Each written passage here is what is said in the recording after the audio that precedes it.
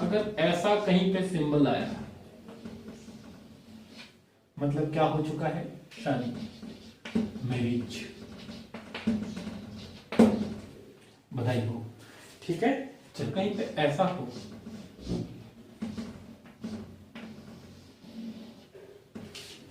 दो बार शादी नहीं, ठीक है।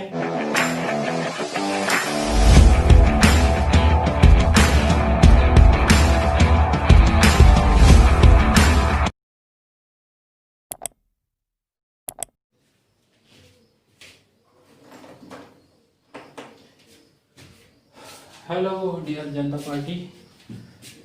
हाँ, मैं ऐसे थका थका तो नहीं लग रहा होगा? नहीं। हाँ, हमको पढ़ना है लास्ट टॉपिक जेनेटिक्स का, दैट इज पेडिग्री एनालिसिस।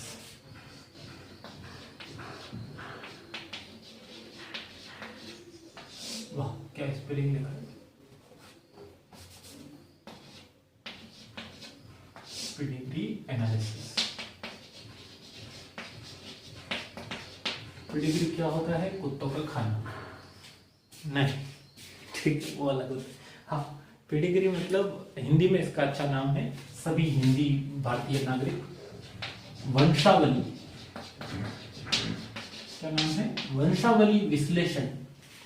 मतलब ओवर द जनरेशन कोई ट्रेट या कोई कैरेक्टर किस तरीके से इनहेरिट करेगा, वो कितना अफेक्ट करेगा, किस किस डिग्री में एक्सप्रेस करेगा, कितना एक्सप्रेस करेगा, ठीक है। तो उसकी स्टडी को जो किया जाता है या उसकी स्टडी की जाती है, उसी को क्या बोला जाता है? Pedigree analysis. ठीक है, चलिए। अब जैसे कि भाई पी प्लांट है, उसमें मैं बोलूं कि फोर्थ जनरेशन तक जाते जाते या थर्ड जनरेशन तक जाते जाते क्या होगा, तो आपको ज्यादा से ज्यादा 1 साल लगेगा बताने के अंदर, तुम बता दोगे। पर अगर ह्यूमन में बोलूं कि थर्ड जनरेशन में क्या होगा, तो मतलब अगर मतलब मेरे फादर से मेरे को 20 बरस, फिर मेरे बाद में और 20 बरस, फिर और 20 बरस, तो 60 साल बाद बता पाओगे कि इस डिसऑर्डर का क्या होगा। तो क्यों ना हम पेपर के ऊपर, ठीक है, पेपर के ऊपर अगर अपन डायरेक्ट पॉसिबिलिटी देख के, जीन वीन को देखकर हम बता सके कि ये बीमारी हो सकती है आने वाली जनरेशन को, या फिर ये इस तरीके के सिम्टम्स दिख सकते हैं। 1 मिनट है, रुक जाओ। ठीक है, तो पेडिग्री का मतलब ओवर द जनरेशन हम किसी कैरेक्टर की स्टडी कर रहे हैं, ठीक है। तो अपन आसान बोल सकते हैं, study of family history.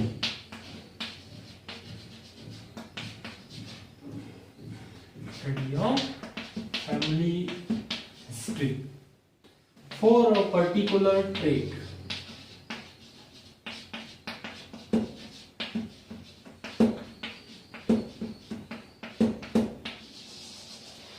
Known as pedigree analysis. Clear? आसान। पेडिग्री एनालिसिस मतलब किसी फैमिली के अंदर हम नहीं कर सकते ऐसा कि एक्सपेरिमेंट करके देखेंगे हम 60 बरस बाद हमको पता चलेगा कि क्या होगा, ठीक है। तब तक तुम पता नहीं तुम्हारा क्या होगा, वही नहीं मालूम किसी को, ठीक। तो ये काम है। अब इसके लिए कुछ सिंबल्स का यूज किया जाएगा।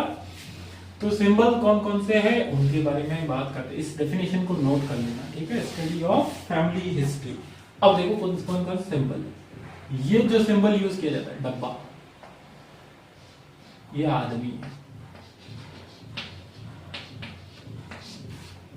ठीक है, आदमी डब्बा है। तो औरत घेरा है, घेरे में नहीं फंसना है। हाँ, मेल और फीमेल, इसे अदरवाइज नहीं लेना है, ठीक है। सब दुनिया में सभी तरीके के जीव अपने अपने अस्तित्व को लेकर आए हैं, सब अपने अपने हिस्से का जीवन जिएंगे। किसी को रोका टोकी नहीं करना है, ठीक है। ए तुम लड़की हो, तुमको ये नहीं करना है, ऐसा नहीं बोलना है, ठीक है। चलिए, मेल फीमेल आगे।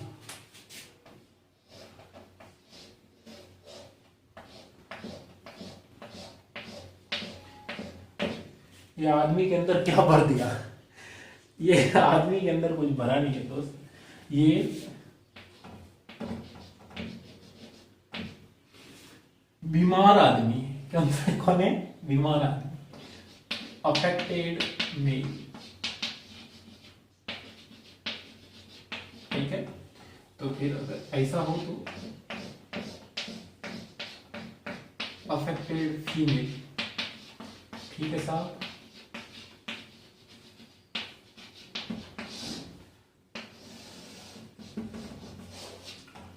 ठीक, चलिए अब अगर कहीं पे ऐसा सिंबल दिया हुआ, ये क्या हो गया, बॉक्स आड़ा हो गया, आड़ा आदमी नहीं, ठीक है। ये इसका कोई जेंडर स्पेसिफाई नहीं किया, ठीक है, जेंडर अनस्पेसिफाइड, मतलब सिंपल एक्सपेरिमेंट में या एग्जामिनर ये चाहता है कि तुमको उसको केवल प्रोजिनी मानना है, चाइल्ड मानना है, मेल फीमेल के अंदर तुमको उसको जरूरत भी नहीं पड़ेगी, इसलिए ऐसा दे सकते हैं, ठीक है, जेंडर अनस्पेसिफाइड। नेक्स्ट, अगर ऐसा कहीं पे सिंबल आया, मतलब क्या हो चुका है, शादी, मैरिज, बधाई हो, ठीक है। चलिए, नॉर्मल लोगों के बीच में शादी हुई है, ये बीमार लोग भी हो सकता है, ठीक है। चलिए, दूसरा, अगर कहीं पे ऐसा हो,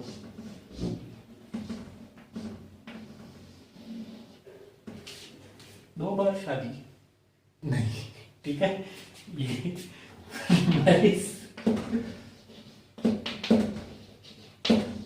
विद इन ब्लड रिलेशन,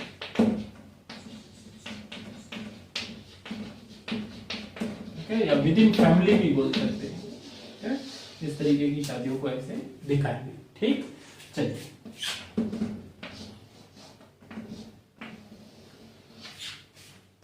ऐसा करने के बाद में, मतलब ऐसा होने के बाद में अगर ऐसा लिखा हो तो क्या हुआ, इनकी शादी हुई, इनके एक लड़का है, जो लड़का हुआ है इधर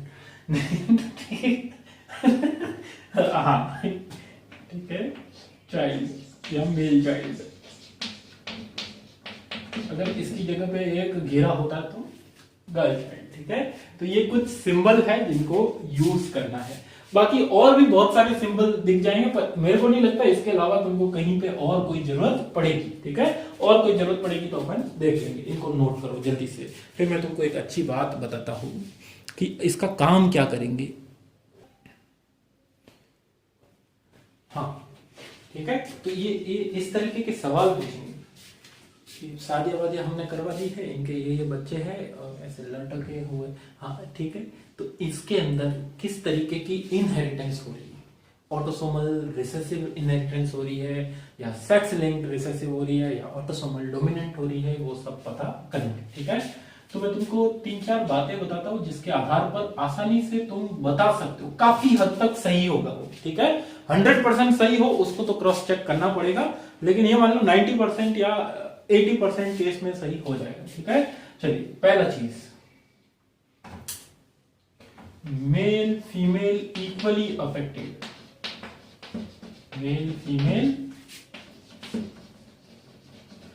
इक्वली अफेक्टेड, ठीक है। तो क्या होगा, मेल फीमेल अगर दोनों बराबर अफेक्ट हो रहे हैं तो क्या होगा, उस केस में ज्यादा संभावना है कि वो किस तरीके का डिसऑर्डर है, ऑटोसोमल,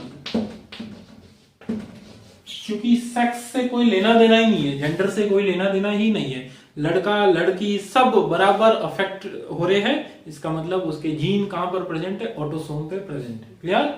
दूसरा,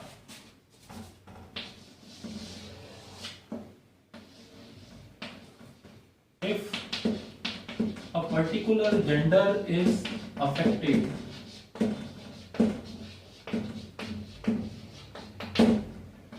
मेनली, ठीक है, पूरी पेडिग्री के अंदर तुम देख रहे हो कि ज्यादातर टाइम लड़कों को ही डिजीज हो रहा है, इसका मतलब वो डिसऑर्डर कैसा हो जाएगा, सेक्स लिंक्ड, ठीक है। दो बात। तीसरा, क्वेश्चन नहीं लिखना चाहिए इसके आगे, मार्क कर लो या एरो बना लो। दूसरा पॉइंट और तीसरा पॉइंट, तीसरे पॉइंट में देखो, अगर मेल फीमेल क्या बात कर रहे हैं, हाँ, इफ पेरेंट्स एंड प्रोजेनी, मतलब सभी generation both affected, parental generation और फर्स्ट जनरेशन जो आ रही है या ऑफस्प्रिंग जो आ रही है वो अफेक्टेड है, तो ज्यादा संभावना है कि वो डिसऑर्डर कौन सा है, डोमिनेंट डिसऑर्डर है, डोमिनेंट जो ज्यादा जगह पे एक्सप्रेस करता है। क्लियर? और लास्ट, इफ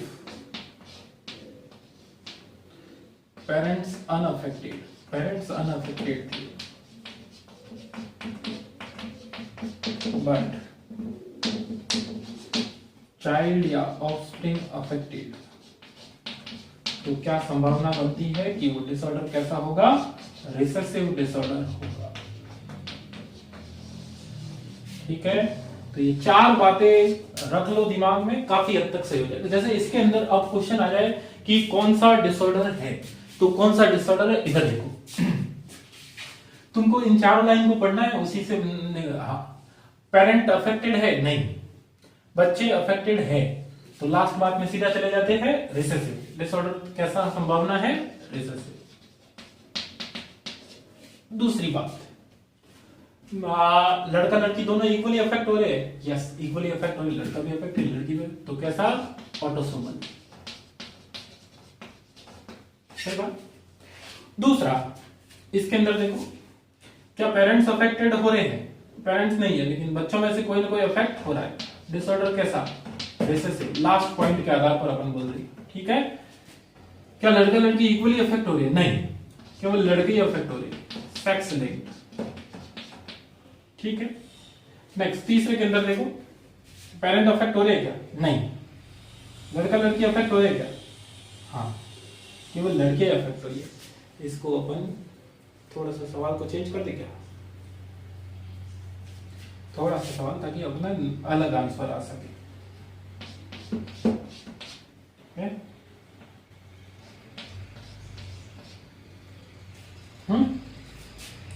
पेरेंट भी अफेक्टेड है, चाइल्ड भी अफेक्टेड है, इक्वल अमाउंट के अंदर अफेक्ट हो रहे हैं, तो इक्वल अमाउंट मतलब इक्वली अफेक्ट हो रहे हैं, ऑटोसोमल डोमिनेंट। कहने का मतलब अपन काफी हद तक सही प्रिडिक्ट कर सकते हैं, ये ट्रिक है इसको ठीक करने की। ठीक है, चलिए, तो अब ये चार बातें नोट कर लेना, फिर मैं तुमको आगे बताता हूँ कि कैसे और अपन क्रॉस चेक कर सकते हैं।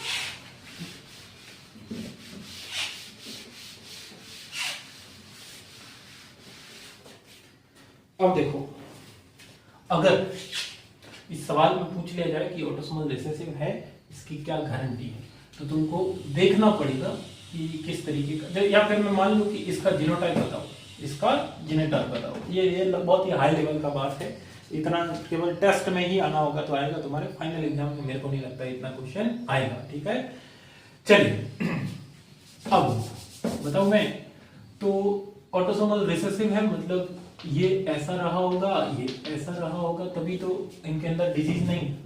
सही है, अब तुम बोल रहे हो ये ऐसा ऐसा, कहां से बोल रहे हो, तो ऑटोसोमल डिसऑर्डर जहां पढ़े वहां जाके पढ़ना, मैंने तुमको बताया है। ठीक है, कि रिसेसिव डिसऑर्डर क्या होगा क्या नहीं होगा।